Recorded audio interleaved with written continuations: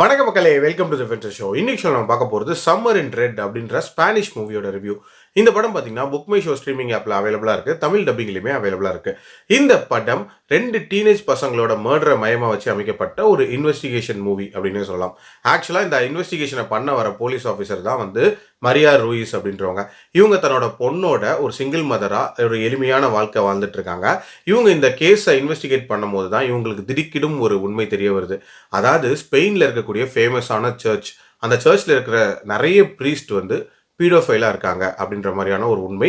In fact இதனால நிறைய பேர் பாதிக்கப்பட்டிருக்காங்க அப்படின்ற ஒரு விஷயத்தை இதில் வெளியே கொண்டு வர ட்ரை பண்ணுறாங்க. ஸோ இந்த பீடோஃபைல்ஸ்க்கும் அந்த கொலைகாரனுக்கும் என்ன சம்பந்தம், அந்த கொலையாளியோட இன்டென்ஷன் என்ன, டுவர்ட்ஸ் தென் அந்த கொலையாளியை பிடிச்சாங்களா இல்லையா அப்படின்றத அந்த படத்தோட கதை.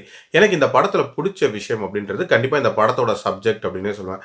உண்மையிலே ஒரு போல்டான சப்ஜெக்டை ஓப்பனாகவே சொல்லியிருக்காங்க.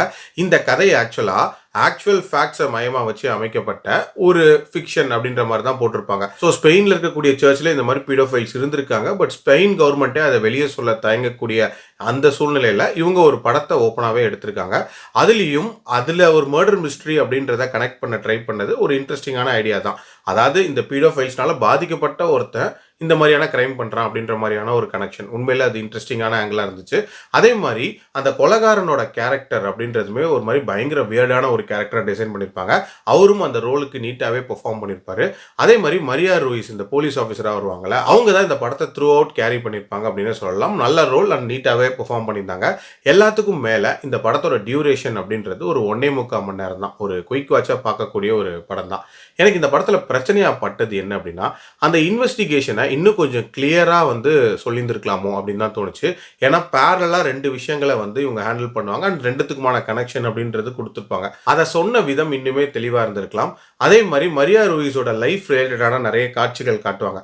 ஸோ இந்த காட்சிகளுக்கும் இந்த கேஸுக்கும் ஏதாவது சம்மந்தம் இருக்குமா, ஏதாவது லிங்க் கொடுப்பாங்களா அப்படின்லாம் பார்த்தீங்கன்னா ஒன்றுமே இருக்கவே இருக்காது.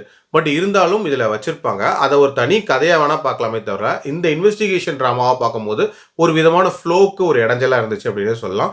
அதே மாதிரி இந்த ஓவரால் இன்வெஸ்டிகேஷனையே வந்து இவங்க ஒரு மாதிரி ஸ்லோ பர்ன் அப்படின்ற மாதிரி தான் கொடுத்துருப்பாங்க. இன்னுமே கொஞ்சம் ஃபாஸ்ட் பேஸ்டாக நிறைய காட்சிகள் அமைச்சிருந்துருக்கலாம் அப்படின்னு தான் தோணுச்சு.